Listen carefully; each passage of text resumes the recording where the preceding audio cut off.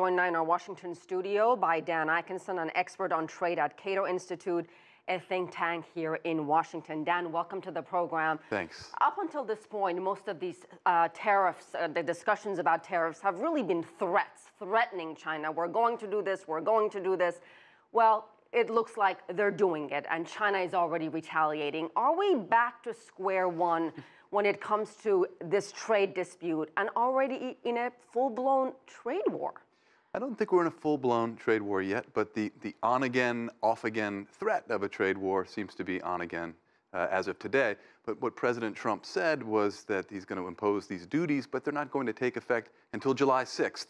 That's a few weeks down the road, which suggests he's asking for some more negotiations.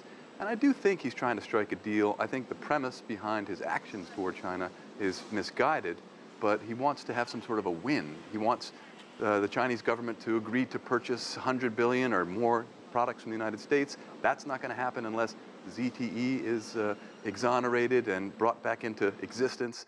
Doing that upsets the U.S. Congress. So the president is having a negotiation with the Chinese government, but also with Congress at the same time. They're trying to, he's negotiating on two fronts, and he's having a hard time. If this is part of his negotiating strategy, and he does it time after time, I mean, is that really working? Is that the right approach when it comes to such an important issue with the world's two biggest economies? I think it's not the right approach.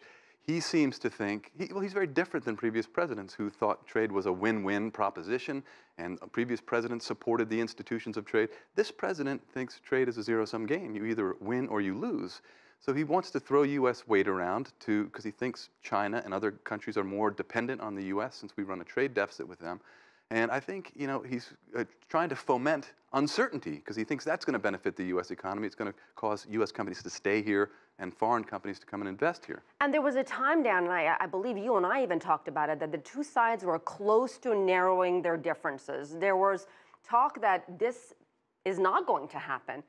So what happened? Why are we at this point now? I just don't think that the numbers are there. The president wanted to get a commitment, I think, for Chinese purchases. In order to do that, ZTE had to be sort of exonerated. The president has made commitments to do that, and he's heard an earful from the Congress. So he's trying to find some happy medium. At the same time, his main target is the trade deficit. He's so concerned about the deficit, it means that we're losing at trade. Yet, during his tenure, over the past year and a half, the deficit has gotten larger and larger, and this year we're on target for the largest ever. It's a meaningless statistic. Does the United States have a point here? The Trump administration accusing China of stealing American technology and trade secrets. But again, I don't know if this is the right approach to handle this kind of problem. Right. I share Trump's concern. These concerns predate Trump. We've been hearing about them for many, many years. Going after Chinese technological mercantilism and compelling China to play within the rules is a good idea. Intellectual property theft, forced technology transfer is not good, but tariffs don't deter that. What would deter that would be standing shoulder to shoulder with other like-minded governments whose exporters and companies have faced the same problems, Japan and Korea and Europe, and standing up to China and saying, look, you need to play by the rules. I think China would respond more favorably to that than they are to this. Where do we go from here? Well, we hope that over the next few weeks we can avert a trade war.